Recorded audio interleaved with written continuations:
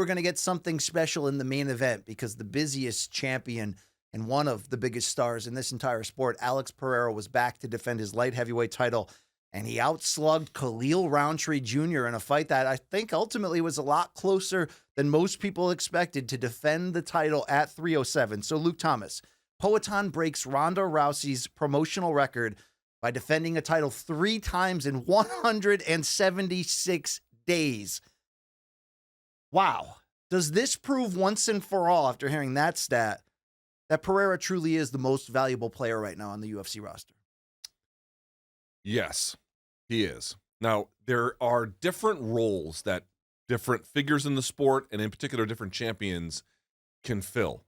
Consider, Max Holloway fought at UFC 300 and had the most exciting fight. By the way, Poatan was on that card, had a great result himself, but what you take from that is Max Holloway at 55 beating Justin Gaethje for the BMF title.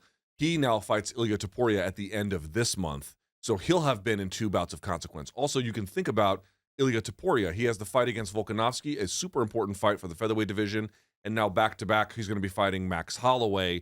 Again, a bout of extraordinary importance for that division, but also for the Ultimate Fighting Championship, especially if Topuria wins, for future star power.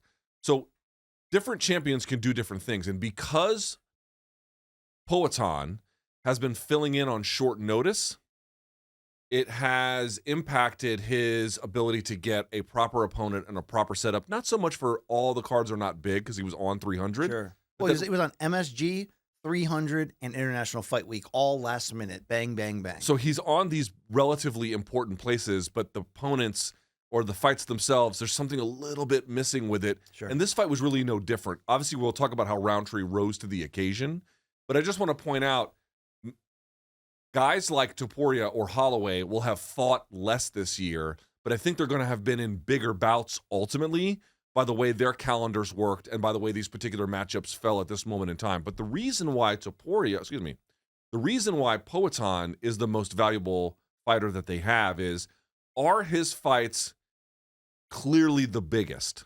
No. They are important. They are amazing.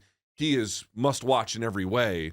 But because of the late notice and because of how rapidly he's turning around, they're not giving him, and he also doesn't seem to have a clear 205 rival other than Ankalaev, but he's got to get past Rakic first, which is no easy task. But what the UFC truly values the most is, yes, star power, yes, ability. Of course, those are hugely important. Balls, dude. Balls, all that stuff. But the ability to say yes when the call comes, when they throw the bat signal in the air, they want to see Batman. And he might be fighting crime in this neighborhood. Yep. He might be fighting crime in that neighborhood, but he answers the call. He gets the job done. He might be on Dan Igue's couch. He might be on Dan Igue's couch, but he delivers. He wins. He wins spectacularly. He wins in memorable ways. And he wins under, and we'll talk more about this, typically not very advantageous conditions, even if the fan base is on his side.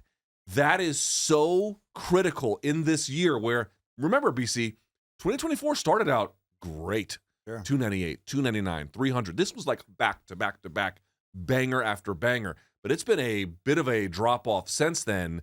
The guy who has kind of kept consistency to the calendar is none other than Poatan. His consistency, you mentioned 175 days. But for what he did in that 175 days, what would you remember about it? Not as much, not much at all. Poatan has saved a gigantic chunk of this calendar in ways that no one else has, even without necessarily a premium opponent. Yeah, I think you're right. I mean, that is what the UFC would value most, your ability to be the strongest business brand for them possible and fight as quickly a turnaround in as tough of a challenge, no questions asked. But then when you deliver as emphatically, violently, entertainingly as Poatan does, then it doesn't even matter the language gap that he still, fights a battle with to some degree. He's going to become a star. Now, look, Luke, he's not Conor level, John Jones level even, but when you look at that value, he's one of their biggest brands. There's a price that comes with that, though, with the wear and tear that you're willing to put on yourself. But I think this almost makes this victory even more impressive when you find out what Poatan actually went through physically because of these short turnarounds and seemingly always being in camp. Long Island Luke, can you throw the sound of his coach explaining this? And looking back right now, through everything that he did, say he's very proud because I don't think somebody else will have fight under those conditions. He have no camp, bro. He came here to adapt to the altitude and at the same time have his camp. So it was basically a 3-week camp, very sick, ribs are bad. He didn't want him to go to the ground. Because of those conditions, he didn't know if the rib was going to pop for real or not. So there's a lot of little things that maybe other fighters don't have. Just say, okay, I'm going to fight the next card, but we just push through, and he's very proud to have fight under these conditions and still be able to win. Dude, he's built different. He's built but hold freaking on. different. Let me right say there. this, though. It's amazing what he has accomplished, and like all the credit in the world to him, his team. They were wise if you're going to come out here and do it, to do it 3 weeks in advance. But I will say this, he won't do this forever. This Takes a lot out of you to fight this is what I mean. quickly So and be like, in wars. enjoy it while he's doing it. Yeah. I hope everyone appreciates this. I'm not saying he'll never take another short notice fight, but this, what he did in the last 175, he won't do that again.